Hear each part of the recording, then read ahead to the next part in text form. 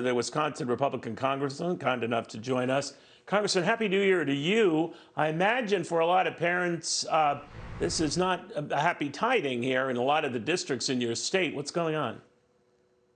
It's a nightmare for parents, particularly working class parents in Wisconsin. I mean, we've seen the devastating effect that lockdowns and school shutdowns have had on our kids' education over the past years. And the idea that we're going to go back to this failed policy, this fear-induced policy, is only going to cause our kids to suffer more.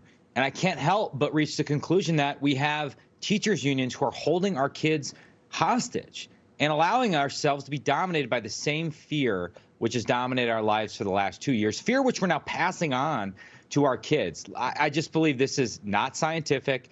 And look at the skyrocketing cases of anxiety, depression, and suicide among kids. We cannot go back to this. And you're right, it's not just crazy cities like Chicago. Here in Wisconsin, we got schools in Madison, Milwaukee, even here in Green Bay, the capital of common sense. Usually, we're considering shutting down schools again. Please, I am begging parents, Democrats, Republicans, independents, we need to unite in opposition to this dangerous nonsense.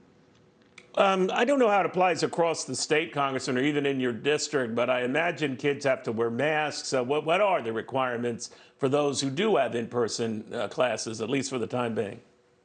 It depends by school district and school. As you could imagine, a lot of the public schools are more on the risk-averse side of the equation, requiring masking, where private or parochial schools are not. Listen, we now have public health officials saying that cloth masks, which is what our kids are wearing, right? Our kids are not wearing N95s. They're wearing cloth masks that are usually not even over their nose, do not work to prevent the spread of Omicron. I see no scientific justification for masking children. And I would go further and argue that if you limit a child's ability to interact face to face and to cue off of facial recognition, you are having a massively adverse impact on their ability to learn. And look at the numbers. I mean, we haven't tested half the kids in places like Milwaukee and Madison, but recent tests for those we did last year show that in Milwaukee, 60% of kids fail. They're in the lowest category for mathematics, 40% in Madison schools right now.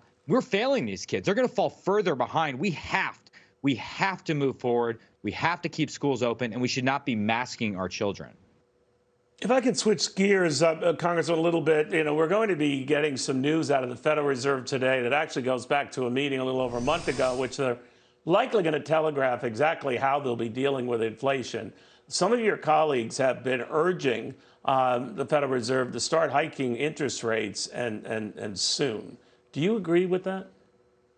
I do. I think it's long overdue. I think we've gotten drunk off, multiple rounds of QE for the last multiple years. And at some point, that has to stop. We have to correct course. And that time is now. We can't continue to double down on the policies of the past. And inflation is a real concern for working class families, especially in my district. It has a disproportionate impact on those who are living on a fixed income and those who are in the lower side of the socioeconomic spectrum. And so I do think right now we have to take steps to correct that. Another thing we can do, and sort of separate from Fed policy, is when it comes to energy policy, right?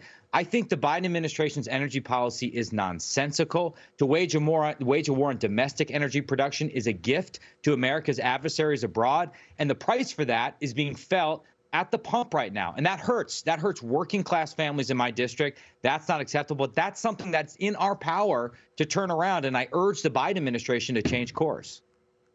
Got it. All right, Congressman, always good seeing you. Hope you have a happy new year. Mike Gallagher, the Wisconsin Republican Congressman.